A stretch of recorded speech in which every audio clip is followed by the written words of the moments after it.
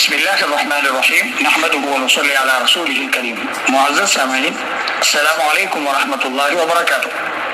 جیسے کہ آپ کو معلوم ہے اور یہ اشہر حرم ہے، جیسے کہ قرآن پاک میں ہے کہ اللہ تبارک و تعالیٰ نے جب سے آسمان و زمین کو پیدا فرمایا ہے تب سے مہینوں کی گنتی 12 ہے، اور ان میں سے 4 احترام والے مہینے ہیں۔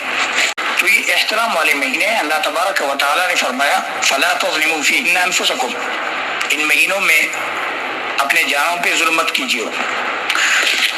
خاص طور پر ان میں سے ذوالحجہ کے جو پہلے 10 دن ہیں ان کی بہت فضیلت ہے۔ رسول اللہ صلی اللہ علیہ وآلہ وسلم نے فرمایا ما من ایام العمل الصالح فیہن احب الی اللہ من هذه الایام العشر، قالوا یا رسول اللہ ولا الجہاد فی سبیل اللہ، قال ولا الجہاد فی سبیل اللہ الا رجل خرج بنفسه وماله ثم لم يرجع من ذلك بشیء، اخرجہ مسلم۔ رسول اللہ صلی اللہ علیہ وسلم نے فرمایا کوئی ایسے دن نہیں کہ اللہ تبارک و تعالیٰ کو ان میں عبادت زیادہ محبوب ہو ما سوا ذوالحج کے ان 10 دنوں کے۔ صحابہ کرام نے عرض کیا جہاد فی سبیل اللہ سے بھی زیادہ ان ایام میں عبادت کی فضیلت زیادہ ہے؟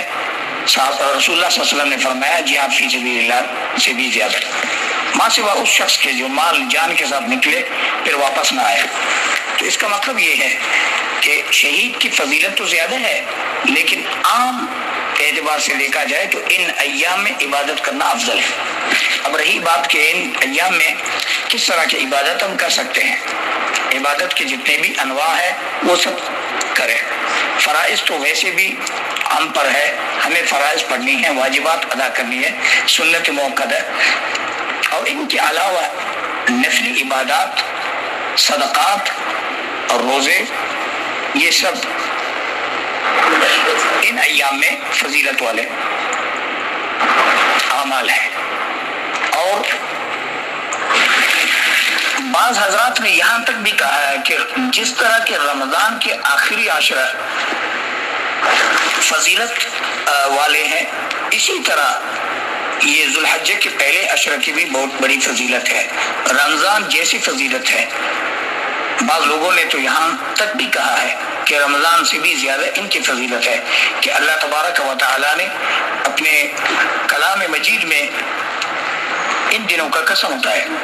اللہ تبارک و تعالیٰ نے فرمایا والفجر ولیال عشر، اور ان میں سے خاص طور پر یوم عرفہ یعنی عید سے ایک دن پہلے روزہ رکھنے کی بہت بڑی فضیلت ہے۔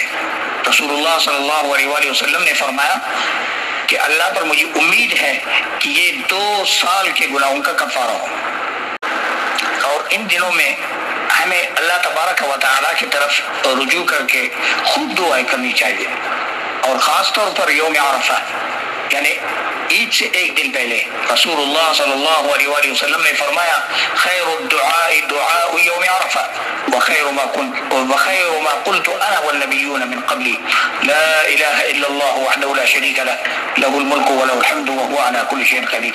سب سے بہترین دعا عرفات کے دن کی دعا ہے، اور سب سے بہترین دعا وہ ہے جو میں نے اور مجھ سے پہلے انبیاء نے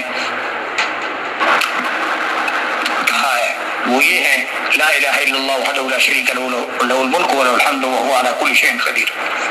اور ذوالحجہ کے پہلے ایام کے اور بھی احکام اور فضائل ہے، موقع ملا تو ان پر بھی ضرور گفتگو ہوگی۔ اللہ تبارک و تعالی ہمیں عمل کرنے کے توفیق عطا فرمائے۔ صلی اللہ علیہ سیدنا محمد وعلی آلہ وصحبہ اجمعین۔ والسلام علیکم ورحمۃ اللہ وبرکاتہ۔